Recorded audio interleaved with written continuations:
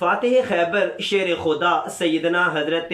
علی المرتضیٰ رضی اللہ تعالیٰ عنہ خلیفہ چہارم خلیفہ راشد ہیں۔ جس طرح خلفائے ثلاثہ یعنی خلیفہ اول حضرت سیدنا ابو بکر صدیق، خلیفہ دوم سیدنا حضرت عمر فاروق، خلیفہ سوم سیدنا حضرت عثمان غنی رضی اللہ تعالیٰ عنہم جس طرح خلیفہ راشد ہے، اسی طرح سیدنا حضرت علی المرتضیٰ رضی اللہ تعالیٰ عنہ خلیفہ چہارم خلیفہ راشد ہیں۔ آج کے اس اہم سیشن میں ہم خلافت سیدنا حضرت علی المرتضیٰ رضی اللہ تعالیٰ عنہ کو مستند ایتھنٹک دلائل کی صورت میں اہل حق کا درست صحیح منہج پیش کرنے کی کوشش کریں گے۔ آج کے سیشن دراصل جاوید احمد غامدی نے ایک ویڈیو بیان میں اپنے خلافت سیدنا حضرت علی المرتضیٰ رضی اللہ تعالیٰ عنہ کے حوالے سے دو دعوے پیش کیے ہیں۔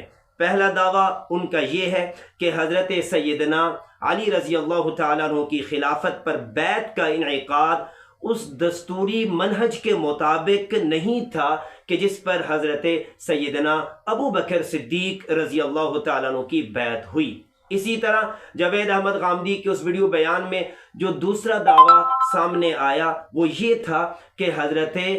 علی رضی اللہ تعالیٰ عنہ کی خلافت پر بیعت حضرت طلحہ اور حضرت زبیر رضی اللہ تعالیٰ عنہ نے جو بیعت کی تھی وہ رضامندی سے نہیں کی تھی بلکہ تلوار کے زور پر ہوئی تھی۔ آج کے اس اہم سیشن میں جاوید احمد غامدی کے ان دونوں دعووں کی حقیقت جاننے کے لیے ایتھنٹک روایات کی روشنی میں اس ٹاپک کو حل کریں گے۔ جاوید احمد غامدی کے ان دونوں دعووں کی حقیقت جاننے کے لیے ایتھنٹک روایات صحیح روایات کی روشنی میں اس ٹاپک کو حل کرنے کی کوشش کرتے ہیں۔ فار ایگزامپل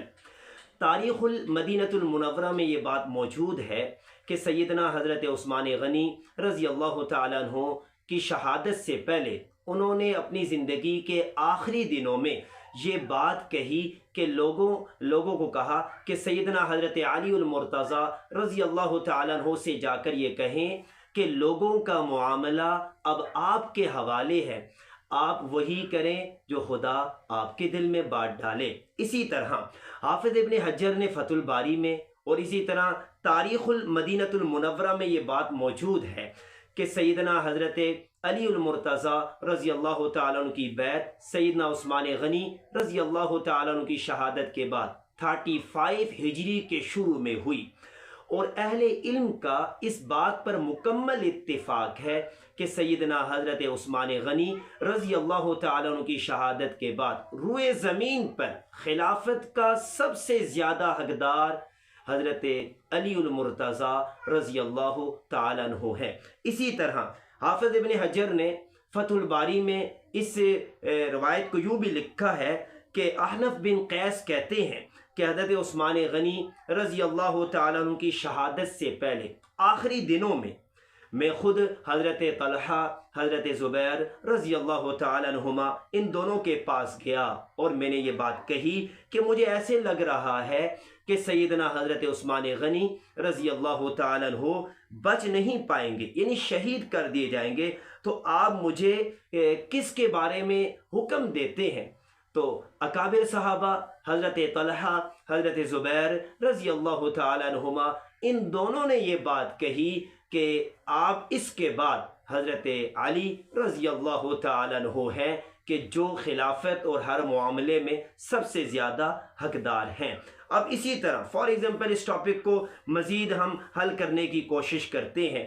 تاریخ المدینہ المنورہ میں یہ بات موجود ہے، روایات میں آتا ہے کہ سیدنا حضرت عثمان غنی رضی اللہ تعالیٰ عنہ کی شہادت کے بعد سیدنا حضرت علی المرتضیٰ رضی اللہ تعالیٰ عنہ کے پاس لوگ آئے اور کہا کہ ہم آپ کے ہاتھ پر خلافت کی بیعت کرتے ہیں۔ سیدنا حضرت علی المرتضیٰ رضی اللہ تعالیٰ عنہ بیعت کے لیے تیار نہیں تھے، لیکن لوگوں کا اصرار تھا، اکابر صحابہ کا اصرار تھا، تو آپ نے فرمایا کہ میں خفیہ طریقے پر بیعت نہیں لوں گا۔ چنانچہ آپ مجمع عام میں تشریف لے گئے، مسجد میں تشریف لے گئے، وہاں پر لوگوں کی کثیر تعداد، مہاجرین اور انصار کی کثیر تعداد موجود تھی کہ سب کے سب نے سیدنا حضرت علی المرتضیٰ رضی اللہ تعالیٰ عنہ پر ان کے ہاتھ پر خلافت کی بیعت کر لی۔ اور اسی طرح مصنف ابن ابی شیبہ میں اور کتاب الفتن لنعیم ابن حماد میں یہ بات موجود ہے کہ جب سیدنا حضرت علی المرتضیٰ رضی اللہ تعالیٰ عنہ کو یہ بات پہنچی کہ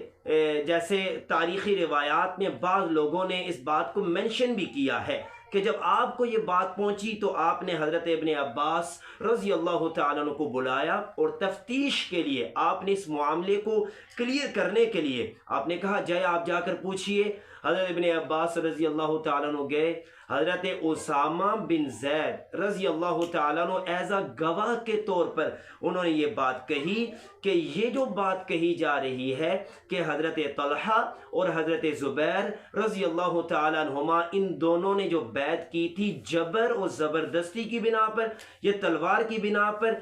یہ ٹھیک نہیں ہے، اس کی کوئی حقیقت نہیں ہے۔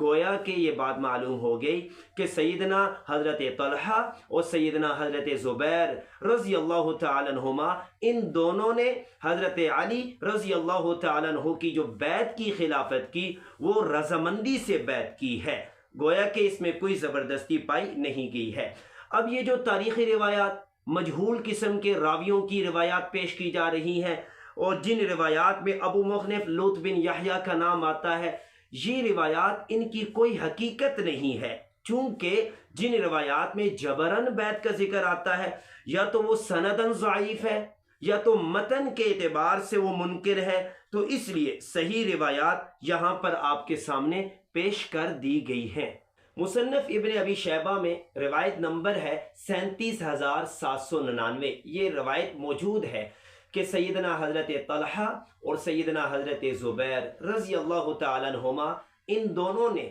سیدنا حضرت علی المرتضیٰ رضی اللہ تعالیٰ عنہ کے ہاتھ پر خلافت کی بیعت جو کی تھی اس میں کسی قسم کا اکراہ، کوئی زبردستی نہیں پائی گئی تھی، بلکہ رضامندی کے ساتھ انہوں نے بیعت کی تھی۔ اب ہم نے جاوید احمد غامدی کے ان دونوں دعووں کو جو انہوں نے پیش کیے تھے ان کی حقیقت کو آپ کے سامنے واضح کر دیا کہ جاوید احمد غامدی کے ان دونوں دعووں کی کوئی حقیقت نہیں ہے، یہ بالکل تاریخی روایات جو بالکل ایتھینٹک بھی نہیں ہے،